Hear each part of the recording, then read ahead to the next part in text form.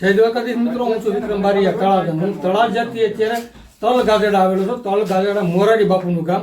હકીકતમાં દુઃખની વાત તમને એક જણાવતા અને દુઃખ અનુભવું છું કે તલ ગાજેડાની અંદર જો બ્રાહ્મણ પરિવાર એક ખડસલિયાના જે બ્રાહ્મણ પરિવાર છે એ નિરાધાર રહેતા હોય તો તમારાથી એટલી મદદ થતી હોય તો મોરારી બાપુને ગામની અંદર જો અમે પણ તળાજાથી આવી શકતા હોય કરિયાણાની કીટ દેવા માટે તો તમે પણ આ ગામની અંદર જો છો તો તમે પણ મદદ કરી શકો. ખાસ કરીને તો તમે પરિવારમાં કોણ કોણ જો છો અને કઈ રીતની પરિસ્થિતિ છે?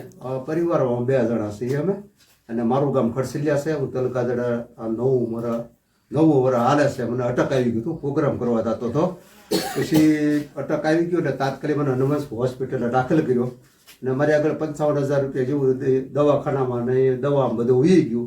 એ 3.5 મને ન્યા રાખ્યો. પછી ભાવનગર એક્સીજીમાં મને દાખલ કર્યો અને દાખલ કર્યા પછી આયુષ્માન કાર્ડમાં અત્યારે તમારા હાલમાં તમે બે માણસ કઈ રીતે ખાવા પીવાનું મજૂરીનું કઈ રીતે કાંઈ છે નહીં રાખ. મજૂરીમાં પણ મારા કોઈ મજૂરી નથી. મને બીપીનો પ્રોબ્લેમ અને બીપીનો પ્રોબ્લેમ છે અને મને આ ગેસ સ્ટાર્ટ નાખેલા છે અને થોડોક ઓલામાં આવી ગયેલો છું હું.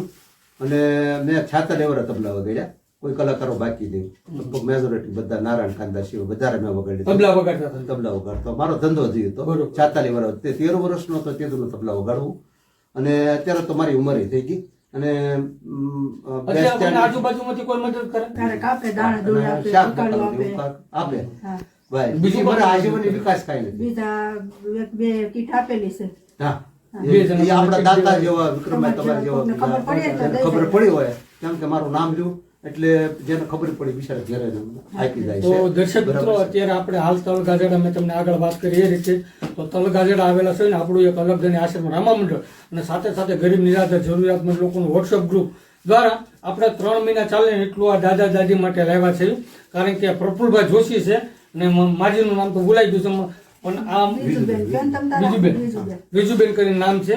તો એમના પરિવાર માટે આપણે આપણું ગ્રુપ તરફથી આપણે 3 મહિના ચાલે એટલું કરિયાણું લેવા છે તો આપણે લેતા આવી અને પછી આગળની વાત કરીએ. અને વિક્રમભાઈ તમે જે મને સહાય કરી તમારે બધા આભાર, ખૂબ ખૂબ આભાર.